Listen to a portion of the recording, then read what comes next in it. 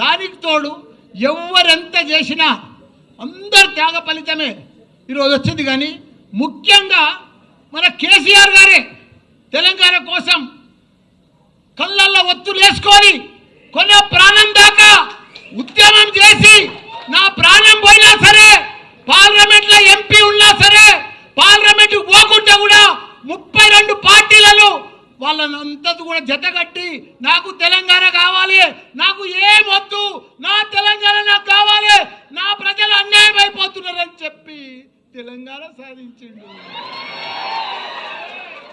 సాధించినాక దాన్ని వదిలిపెట్టలే తెలంగాణను. తెలంగాణ రాకముందుకు మన పరిస్థితి ఏముండే? నీళ్లు లేకుండే, కరెంటు లేకుండే, ఒక గురుకుల పాఠశాలలు లేకుండే, ఒకరికి ఉద్యోగాలు లేకుండే, ఏమీ లేకుండే. పంట వండినా పంట కొనేటోడు దిక్కు లేకుండే. అసలు తెలంగాణను తీసుకొచ్చి అలా ప్రపంచంలో గుర్తుపట్టేటట్టు చేసిండు మన హైదరాబాద్ తెలంగాణను కేసీఆర్ కేటీఆర్ గారు. అసలు తెలంగాణను సాధించాడు 10 ఏళ్లల్లో.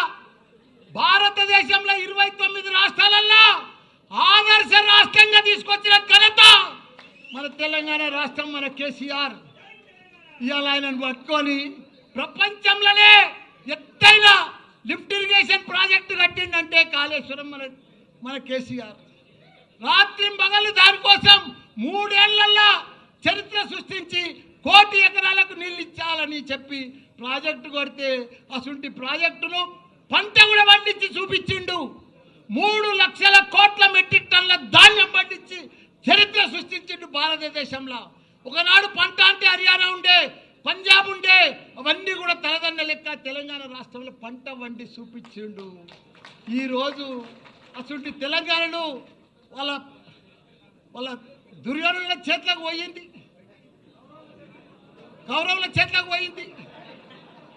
ఆ చేతులకు పోతే ఎంత ఘోరము ఎంత పాపము. వాళ్ళకు పరిపాలన వస్తలేదు, వాళ్ళకు అడ్మినిస్ట్రేషన్ వస్తలేదు, వాళ్ళకు అవగాహన లేదు, వాళ్ళకి ఏమీ లేదు. వాళ్ళు ఏం చేస్తున్నారో కూడా వాళ్ళకే అర్థమవుతలేదు. పంట వండుతుంది, కొనే దిక్కు లేరు, మొలకలు వెళ్తున్నాయి. ఇలా ఎవరన్నా సుఖంగా ఉన్నారా? ఎవ్వరు సుఖంగా లేరు. ఒక రైతు సుఖంగా లేడు, రైతు బంధువు లేదు, రైతు ఇది లేదు, ఒక వ్యాపారాలు లేవు. బంగారం దుకాణంలో కూడా 1,00,000 రూపాయల ధర ఇది కానీ కొనేటోడు లేడు. బట్టల వ్యాపారాలు లేవు, ఎక్కడ కూడా భూముల బేరాలు లేవు, ఏ బేరం లేదు. మొత్తం దరిద్రం అయిపోయింది తెలంగాణ. అంత దరిద్రం చేసి బంగారం అసలు తెలంగాణ. నాది కూడా ఏముందన్న, అందరు బాగుంటేనే నా తన పైసలు కడతారు కదా. ఇప్పుడు అందరు బాగా పంటలు పండి పైసలు వస్తేనే కదా నాకు బాగా అడ్మిషన్స్ జరుగుతాయి. అంత ప్రాబ్లం ఉంది. భయపడేది ఏం లేదు. 3 ఏళ్ళు లోపుకే పట్టుండ్రి. 3 ఏళ్ళు అయితే మన రాజ్యమే వస్తుంది, మన కేసీఆరే వస్తాడు. మనకు ప్రాబ్లం లేదు. ఎందుకంటే వాళ్ళ గోయి వాళ్ళే తవ్వుకుంటున్నారు, వాళ్ళ గోయి ఎవడో తవ్వేది అవసరమే లేదు.